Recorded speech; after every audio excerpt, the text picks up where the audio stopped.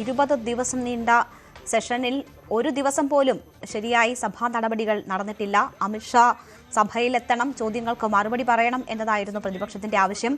അതുണ്ടായില്ല. പക്ഷേ ഇന്ന് സഭയിൽ അമിത്ഷാ എത്തിയിരിക്കുന്നു. എന്തൊക്കെയാണ് ഇന്ന് സഭയിൽ നടന്നത്? രേണുക, പാർലമെന്റ് മൺസൂൺ സെഷൻ ഇന്ന് അനിശ്ചിതകാലത്തേക്ക് പിരിഞ്ഞിരിക്കുന്നു, അവസാനിച്ചിരിക്കുന്നു. ഇന്ന് ലോക്സഭയിൽ അസാധാരണ നടപടിയാണ് ഉണ്ടായത്. ലോക്സഭയിൽ ഇന്ന് രാവിലെ സെഷൻ തുടങ്ങിയ സമയത്ത് തന്നെ പതിവ് പോലെ 2 ആവശ്യങ്ങൾ ഉന്നയിച്ചുകൊണ്ട്, ഒന്ന് ഡൽഹിയിൽ പ്രതിഷേധിച്ച വിദ്യാർത്ഥികൾക്ക് നേരെ നടത്തിയ പോലീസ് അതിക്രമത്തിൽ ആഭ്യന്തരമന്ത്രി അമിത്ഷാ പ്രസ്താവന നടത്തണമെന്നുള്ള ആവശ്യം, രണ്ടാമത്തെ അയോധ്യയിലെ സംഭാവന കൊള്ള വിഷയം ചർച്ച ചെയ്യണമെന്ന ആവശ്യം. ഇതിൽ വെച്ച് പ്രതിഷേധമുയർത്തി. ഈ സമയത്ത് തന്നെ സ്പീക്കർ വന്ദേമാതരം ചൊല്ലാൻ വേണ്ടി ക്ഷണിച്ചു. അതോടുകൂടി സഭ നിശബ്ദമായി. വന്ദേമാതരം ചൊല്ലി കഴിഞ്ഞ ശേഷം പ്രത്യേകിച്ച് സഭ ഏതെങ്കിലും ഒന്ന് ബില്ലുകളോ അല്ലെങ്കിൽ മറ്റേതെങ്കിലും നടപടിക്രമങ്ങളോ ഇന്ന് ടേബിൾ ചെയ്തിരുന്നില്ല. സഭ അനിശ്ചിതകാലത്തേക്ക് പിരിയുന്നതായി അറിയിച്ചു. രാജ്യസഭയിൽ ഇന്നലെ ലോക്സഭ ചർച്ച കൂടാതെയാണെങ്കിലും പാസാക്കിയ ഖനന ഭേദഗതി നിയമം, അത് ഇന്ന് രാജ്യസഭയിൽ പ്രതിപക്ഷ ബഹളത്തിനിടയിൽ കാര്യമായ ചർച്ച കൂടാതെ പാസാക്കി. അതിനുശേഷം രാജ്യസഭയും പിരിയുകയായിരുന്നു. ഈ ലോക്സഭാ സെക്ഷൻ്റെ ഏറ്റവും വലിയ പ്രത്യേകത, ഈ ലോക്സഭാ സെക്ഷൻ തുടങ്ങി ജൂലൈ 20 തുടങ്ങിയ സെക്ഷനാണ്. ഇതിൽ തുടങ്ങിയ ദിവസം മുതൽ ഈ അവസാനിക്കുന്ന ദിവസം വരെ എല്ലാ ദിവസവും പ്രതിപക്ഷത്തിൻ്റെ അതിശക്തമായ പ്രതിഷേധമായിരുന്നു. സഭ മുന്നോട്ട് കൊണ്ടുപോകാൻ കഴിഞ്ഞില്ല.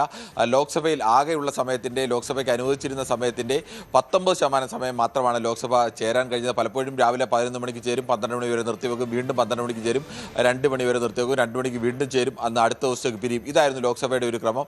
ഒരു ദിവസം മാത്രമാണ് മറിച്ച് അത്തരം വിഷയത്തിലൊക്കെ ചർച്ച നടന്നത്.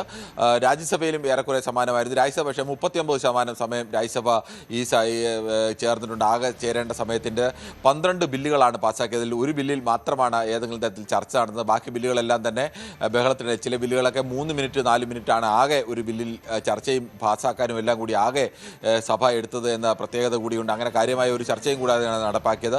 പ്രതിപക്ഷത്തെ സംബന്ധിച്ച് തുടക്കം മുതൽ അവസാനം വരെയും പ്രതിപക്ഷ നിര ഏറെക്കുറെ ഐക്യത്തോടു കൂടി തന്നെ മുദ്രാവാക്യങ്ങൾ ഉയർത്തിയായിരുന്നു. പ്രധാനമായും 2 മുദ്രാവാക്യങ്ങളാണ്. അത് അമിത്ഷാ പ്രസ്താവന നടത്തണമെന്നുള്ളതും. അമിത്ഷാ ഈ ദിവസങ്ങളിലൊക്കെ പാർലമെന്റിലെത്തിയെങ്കിലും സഭയ്ക്കുള്ളിലേക്ക് അദ്ദേഹം എത്താൻ തയ്യാറായിരുന്നില്ല. പക്ഷേ ഇന്ന് അദ്ദേഹം പ്രധാനമന്ത്രി നരേന്ദ്രമോദിയും ആഭ്യന്തരമന്ത്രി അമിത്ഷായും സഭയിലെത്തിയിരുന്നു. പക്ഷേ ഇന്ന് ഏതെങ്കിലും തരത്തിൽ അവർക്ക് സംസാരിക്കേണ്ട ഒരു അവസരം ഉണ്ടായിരുന്നില്ല. അതുകൊണ്ട് അത്തരത്തിലൊരു മറുപടിയോ ചർച്ചയോ ഒന്നും തന്നെ ഉണ്ടായിരുന്നില്ല. ഈ അവസാന ദിവസമെങ്കിലും ചില ഘടകകക്ഷികളുമായി ചർച്ച നടത്തി, DMK അടക്കമുള്ള ചില ഘടകകക്ഷികളുമായി ചർച്ച നടത്തി ഈ മണ്ഡല പുനർനിർണ്ണയ ബില്ല് കൊണ്ടുവരാനുള്ള ആലോചനയൊക്കെ ഉണ്ടായിരുന്നു. പക്ഷേ ആൾക്കാര്യത്തിൽ ഒരു സമവായത്തിലെത്തിക്കാൻ സർക്കാരിന് കഴിഞ്ഞില്ല എന്ന് വേണം കരുതാൻ. അതുകൊണ്ട് തന്നെ ആ ബില്ല് സർക്കാർ കൊണ്ടുവന്നിട്ടില്ല.